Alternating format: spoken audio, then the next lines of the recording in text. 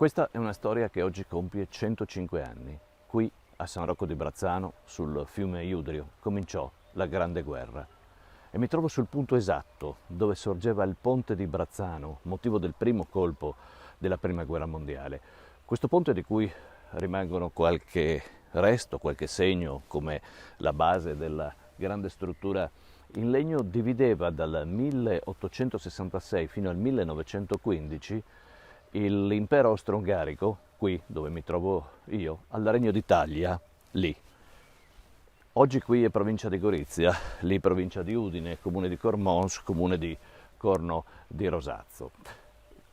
I resti si vedono anche sotto, con la limpidezza delle acque, si vedono la base di questi piloni, di questa struttura, mentre esiste ancora la caserma della gendarmeria austriaca, che oggi è un'abitazione privata e si trova qui dopo l'antica strada che ora serve un vigneto. Punto di controllo doganale era quella caserma delle persone che transitavano da uno stato all'altro, mentre qui c'era una curva e lì c'era il punto di controllo italiano. Qui, come abbiamo detto, dove mi trovo adesso, era terra appartenente all'impero austro-ungarico, oltre il fiume c'era il Regno d'Italia ed era presidiato dalla Guardia di Finanza. Il ponte di Brazzano sul torrente Iudrio è stato il teatro del primo fatto d'armi della Grande Guerra. E qui vediamo alcune immagini di com'era il ponte prima di essere demolito, come è stato demolito un vecchio mulino che si trova un po' più avanti. Ricordiamo che ufficialmente l'inizio delle ostilità non doveva verificarsi prima della mezzanotte del 23 maggio del 1915 e quindi gli ordini erano che fino a quell'ora non si dovesse sparare alcun colpo se non per difesa. Ma noi sappiamo che successe un'altra cosa. E noi sappiamo l'ora esatta in cui cominciò la Grande Guerra. Sono le 22:40 del 23 maggio 1915. Due finanzieri, che si chiamavano Pietro Dall'Acqua e Costantino Carta, si accorsero che un gruppo di austriaci stava tentando di minare il ponte e senza esitare aprirono il fuoco sugli avversari.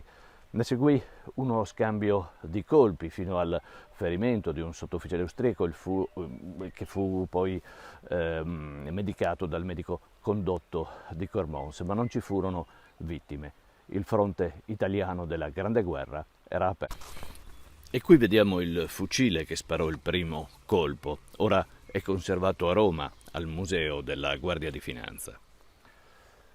La mattina dopo sul fronte furono ritrovati gli attrezzi con cui i soldati imperiali stavano tentando di minare il ponte. La decisione di Dall'Acqua e di Carta permise alle truppe italiane, ai reparti della Brigata Re dell'11ª Divisione di Fanteria, di passare appunto lo Iudrio da lì a qui, evitando uno scomodo guado.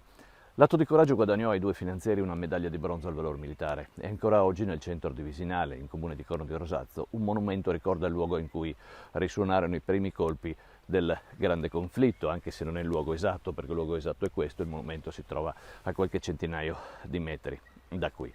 Alcune ore dopo, era già il 24 maggio, data contenuta nella dichiarazione di guerra consegnata agli ambasciatori, i reparti italiani delle brigate Pistoia e Re attraversarono lo Iudrio, attraversarono il ponte tra le 6 del mattino e le 7:30, non trovando alcuna resistenza. Ci fu solo uno scambio di colpi tra la gendarmeria austriaca e i soldati italiani. La gendarmeria austriaca, l'abbiamo detto, si trova a 200 metri da qui.